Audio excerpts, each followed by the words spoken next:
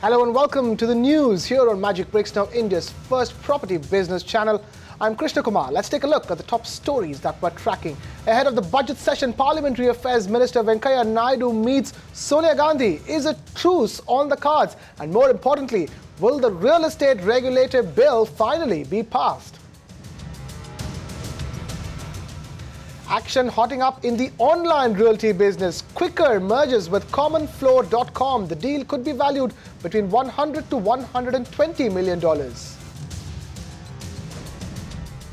Big development on Mumbai's Dharavi Dream, Asia's largest slum, could get a makeover within the next 7 years. And we continue with our special series, Property 2016. Today, we tell you how Pune's civic body plans to make your commute faster, smoother and easier.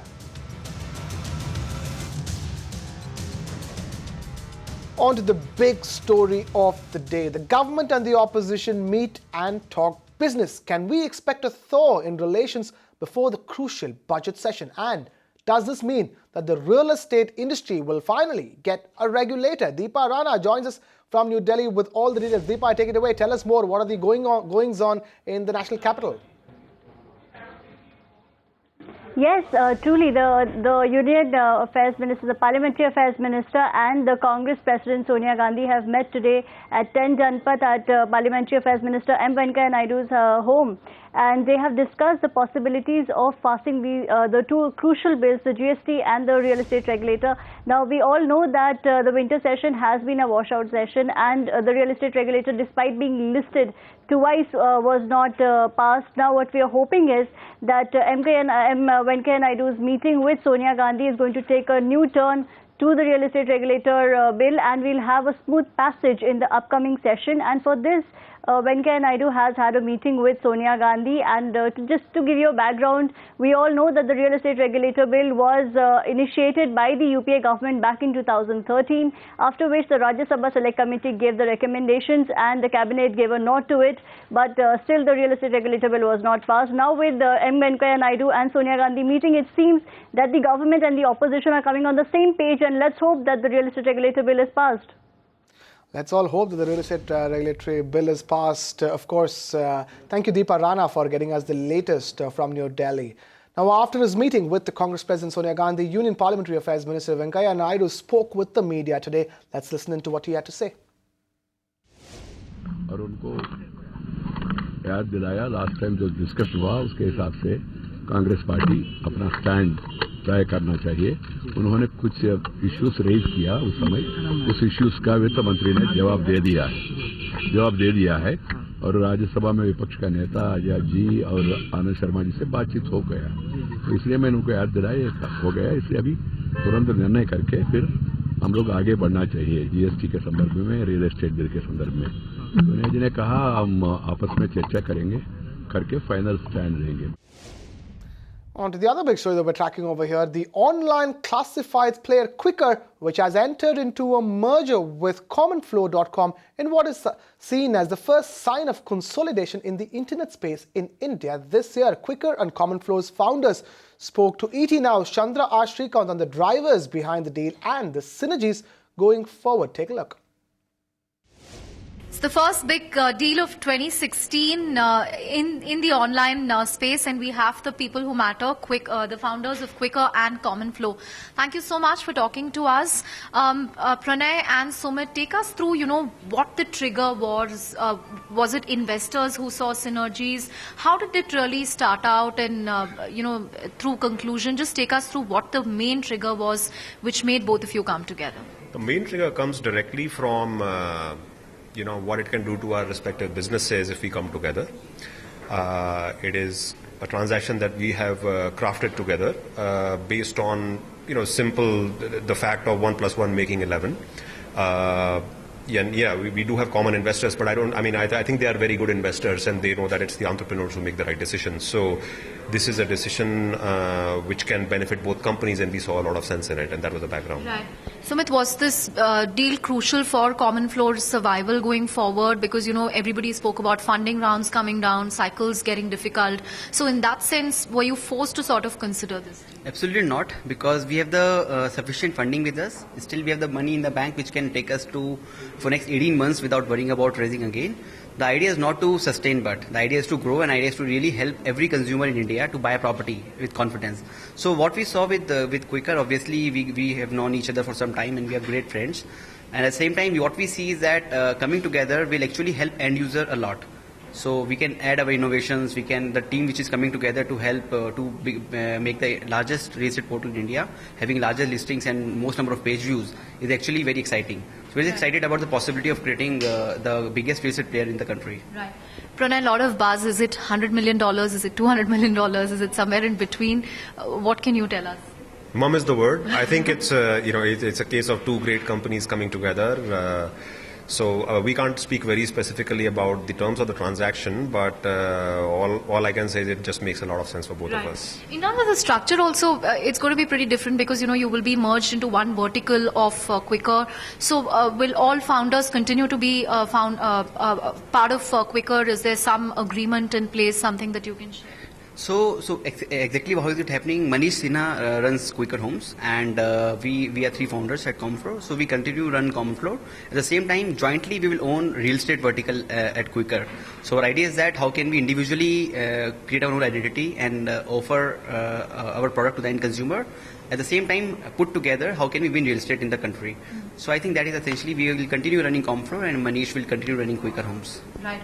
In terms of leadership or consolidation, what does this move really give you? Give us some data in terms of either visitors or the total listings that this will give. I think it's an industry-changing development, to put it mildly.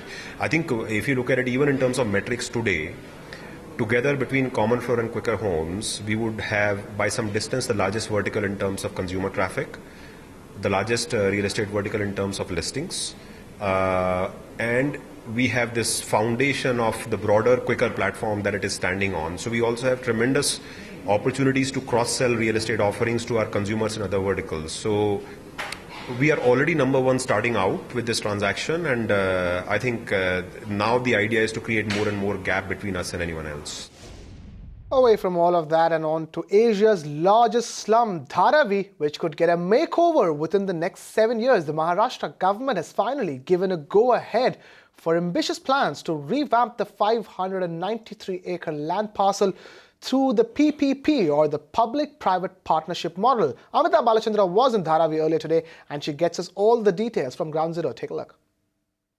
It is one of the largest redevelopment projects in Maharashtra, and Dharavi has finally got a nod by the Maharashtra government for its redevelopment project. Now, what we also hear is that this project will cost about 25,000 crore rupees, which will be executed over the course of 7 years via PPP mode or public-private partnership mode. Now, tenders for this project will be invited over the course of 2 weeks by MADA, post which a developer is going to be identified over 90 days, post which construction for the project should likely begin. What we also hear is that this 593-acre land is being divided into 5 sectors, out of which one sector's redevelopment is being conducted by MADA itself. The construction has already begun. But for the rest of the 4 sectors, the developer who will be identified will construct buildings in these 4 sectors. What we also hear is that 1.08 lakh homes will be constructed, out of which 68,000 homes is for this project, and the rest of the 40,000 homes will be let out for sale in an open market. Now, this project obviously involves residents here who will get 350 square feet of apartments each. Now, this was a matter of dispute before, considering a lot of political parties came out in the open saying that this number was way too less, but they have settled for 350 square feet. feet. What is also important to note here is that these residents will be restricted for 10 years and they will not be able to sell their property for 10 years. That's what we're hearing from MADA. But this is definitely a welcome move, considering this project has been stuck for nearly a decade now, since 2004. So this is definitely a welcome move. 20 developers in Ghaziabad have been served notices for not delivering homes promised to the economically weaker sections of society. The Ghaziabad Development Authority, or GDA, could hold up completion certificates in these projects as well. We have Deepa Rana getting us this report. 4,000 homes that should have rightfully been allotted to the economically weaker sections have not been allotted to them in Ghaziabad. The Ghaziabad Development Authority has issued notices to 20 developers, out of which 6 major developers who have flouted this rule are Supertech, Gaur Sons, Panchsheel developers, Utpal Chadda developers and more. Now, these houses were supposed to be built up on the NH24 and the Crosslink Republic in Ghaziabad. Around 4,000 dwelling units have been not allotted. The deadline for which was December 31, 2015. Now, the Ghaziabad Development Authority says that while signing the agreement, these developers knew that the prices for the EWS is 3.4 lakh, while for the LIG homes it is 7.5 lakh. But the developers have gone back on their word, to which they agreed on the agreement with the Ghaziabad Development Authority. In fact, one of the developers, Landcraft, has approached the Allahabad High Court as well. Now, our sources in the Ghaziabad Development Authority say that if the developers do not agree with and do not start these homes and deliver them on time, the Ghaziabad Development Authority is going to take action against the violators, which may include like cancelling their, not giving them their completion certificate, or cancelling their stall projects. From Ghaziabad to Kolkata, then, the West Bengal government has put over 60,000 square meters of land on the block in its IT hub, Salt Lake. What's more, the government has set a reserve price of just 1.5 crore rupees for these plots. Will bidders bite the bait? My colleague Disha Shah finds out. Close to 60,840 square meter will be put on the block by the West Bengal government this time around in the Salt Lake area, an area which is well known as an IT hub. As we all know that of late the West Bengal government is trying very hard to portray its industry friendly image, and this seems to be the first step towards it. So talking about the auction process and what's exactly on the block, there will be 4 plots on the block starting from 3,000 square meters going up to 17,000 square meters.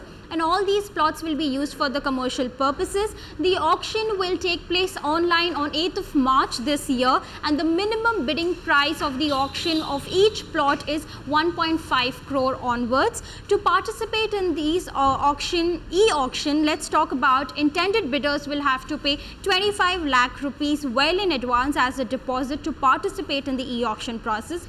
So what are the main criteria? Number 1, all the plots will be given on 99-year lease. Secondly, the successful bidder of the plot will have to start construction within 6 months of getting the possession, and is also required to complete the construction within 36 months after getting the possession. Thirdly, the successful bidder will have to pay 25% of the lease premium per annum within the first 90 days, that is 3 months of each year, and the balance 75% he can pay in 3 equal installments.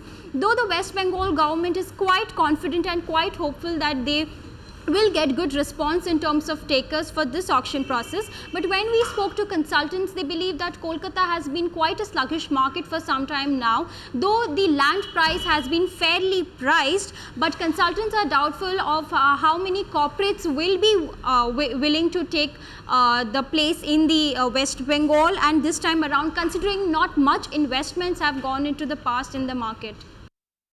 All right, then, on that note, it's time now for our special series, Property 2016.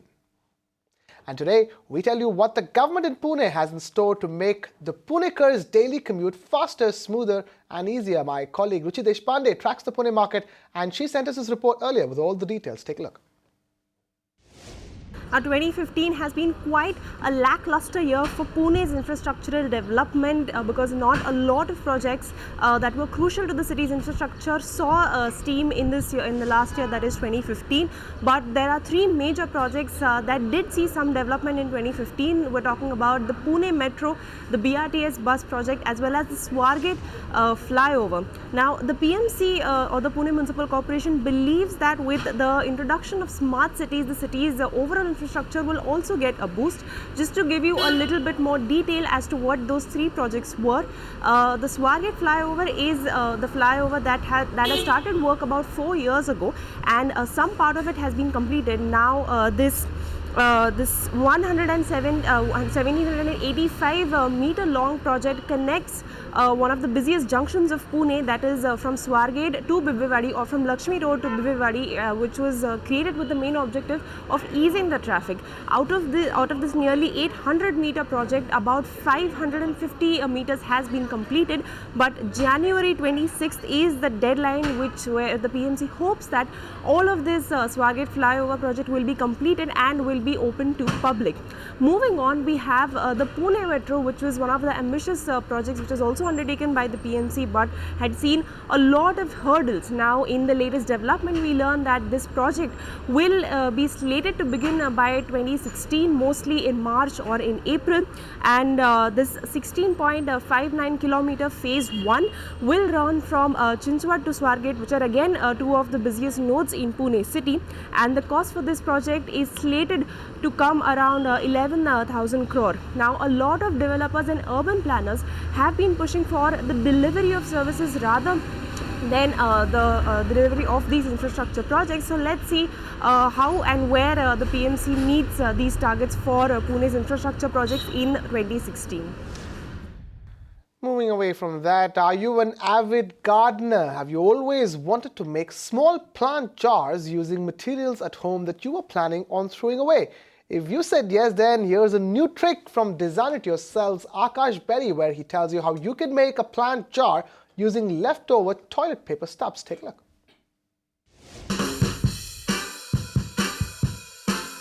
So to create your own green corner, we'll need toilet paper roll का stub. किसने सोचा था कि ये stub इतने काम का होगा? So from now on, whenever you get a stub, don't throw it away, keep it. Then we'll need acrylic paint. Take a cardboard and cut off round pieces like this to cover the base of the stub. Then we'll need, but obviously, soil and get a shoebox and decorate it using acrylic paint. First step, take this round piece and using glue or any strong adhesive, cover the base using this round piece.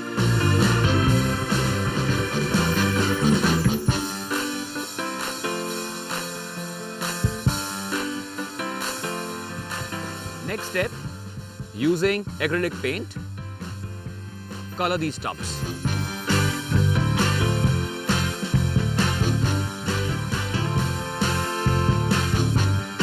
And then let these stubs dry. Once they're dry, they're going to look like this. Place them inside the shoebox.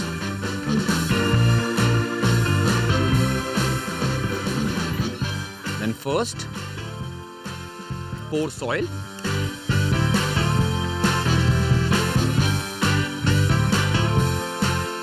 And the final step would be using the plants.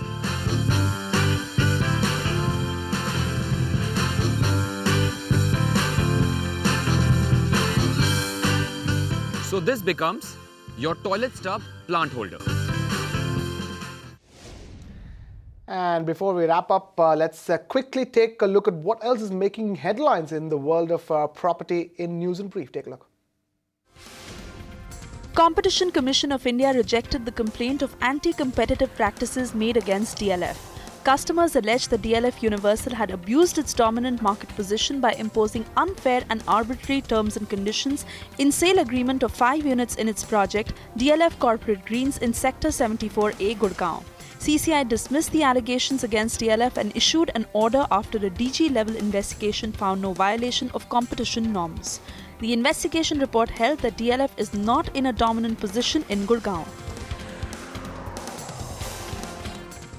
Global private equity fund Apollo Global Management had exited from Ahuja Construction's super luxury residential project Ahuja Towers in Mumbai's Worli area. The company exited its investment at 460 crore rupees. Apollo Global had invested 200 crore rupees and picked up 49% voting rights in the company. The exit comes at 2.3 times the value of the investment. The investment was in Ahuja's upcoming 53-story luxury project. CBRE's latest report for Q4, which is from October to December period on office space absorption across key cities in India, has seen a positive movement. Grade A office space across key cities in India witnessed a quarterly growth of approximately 26%, translating to more than 12 million square feet of leased office space. The annual office space demand was led by Bangalore, with 32% share of the total absorption across leading cities during the year, followed by the Delhi National Capital Region with 23% share. Suburban and peripheral office districts of major cities attracted steady occupier demand in Q4 2015. Prominent micro-markets included Gurgaon in Delhi NCR, Powai, Vikhroli, Kanjurmarg and Thane Navi Mumbai in Mumbai, the Outer Ring Road in Bangalore, the IT Corridor in Hyderabad, Viman Nagar in Pune and Salt Lake Sector 5 in Kolkata. And with that, we are completely out of time here on the show. But remember, if you have any feedback or suggestions for us, write to us on the email ID flashing on your screens. We're also on Twitter and Facebook, so feel free to tweet to us or post a query on our Facebook page. We would love to hear from you. Also, remember to check out our live streaming website, www.mbnow.in. And with that, it is a wrap on this edition of the news here on Magic Bricks Now. Thank you so much for watching. This is Krishna Kumar signing off.